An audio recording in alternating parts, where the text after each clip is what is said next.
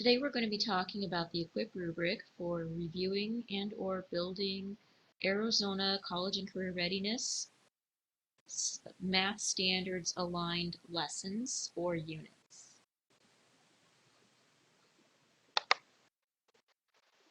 The EQUIP rubric was originally called the Tri-State Quality Review Rubric.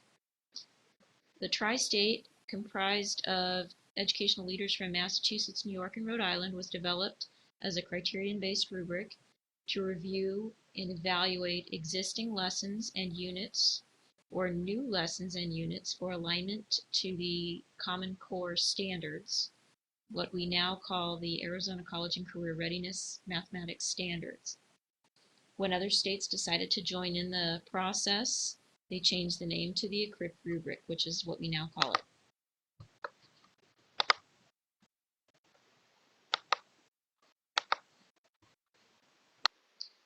The Tri-State Quality Review Rubric purposes include providing clear descriptive criteria for Common Core aligned lessons and units, or those being developed, provide meaningful constructive feedback to existing lessons or units or developers of lessons or units, identify lessons or units that can serve as models, we call those exemplary models, guide collegial review and jurying processes. The Tri-State or EQUIP Quality Review rubric is designed to evaluate lessons that include instructional activities and assessments aligned to the new standards and may extend over a few class periods or days, or units that include integrated and focused lessons aligned to the standards that extend over a longer period of time. The rubric is not designed to evaluate a single task or activity.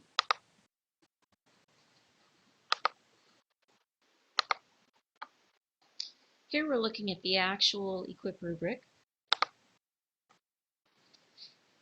The rubric contains 4 dimensions. The first dimension is alignment to the rigor of the math standards. The second dimension talks about the key areas of focus in the Common Core math standards. The third dimension talks about instructional supports, and the fourth dimension talks about assessments. Underneath each dimension, we have a list of criteria that are important to that dimension. There are check boxes next to each element within the dimension.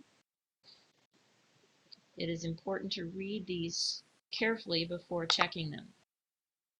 The most critical criteria under each dimension are considered to be must-haves in order for a lesson or unit to be considered a quality or high-quality lesson or unit. We must consider that there is substantial evidence of the existence of each criteria before checking it. If we are not certain, then it should not be checked.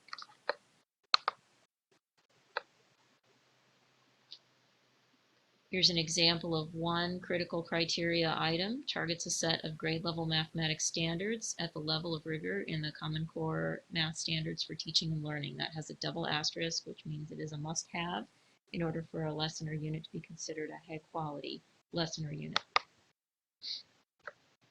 Here's another type of form. This is we call this the 2-pager. The 2-page version of the form adds room after each dimension for observations and comments and suggestions for improvement to be added.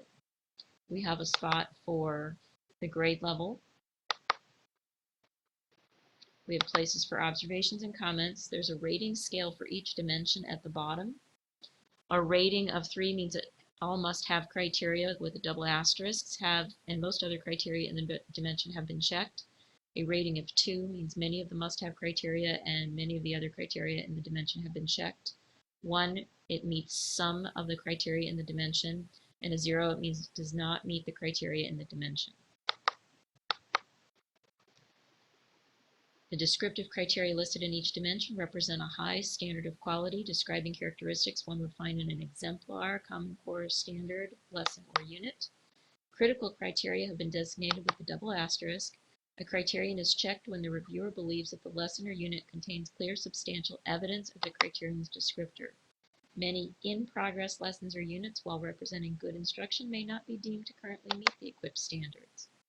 The pattern of checks in a column should thus indicate both the strengths of the lesson and areas for possible improvement. Lots of checks represent a strength, probably minor revision is needed. Few to no checks indicate a weakness where significant revision should occur. Your assignment is to work the student task provided with a lesson or unit, keeping in mind all possible strategies students might use. Analyze the lesson or unit using both the reflection form and the rubric to look for evidence of dimensions 1 and 2. Check the criteria for which there is clear and substantial evidence of meeting the descriptors. Closely examine the lesson or unit packet through the lens of each criterion. Use the language of each criterion as you mark your checks and make recommendations for improvements. If clear and substantial evidence is found, place a check by the criterion on the rubric. If not, use the comment column to provide input on specific improvements that can be made to meet criterion. Use this information to revise and improve the lesson. Thank you for listening.